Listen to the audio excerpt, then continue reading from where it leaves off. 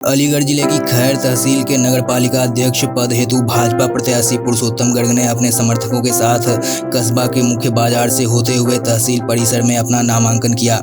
इस दौरान उनके साथ भाजपा से मीना कुमारी, सत्या सिंह ठाकुर, गोपाल सिंह और मातृशक्ति भी काफी संख्या में उनके साथ नजर आई।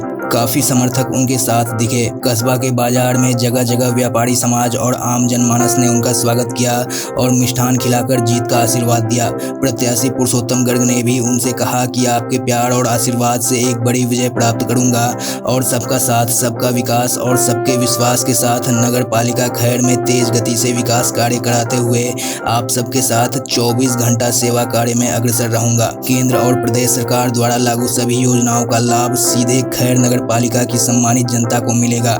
ये मेरा आप सभी से वादा है।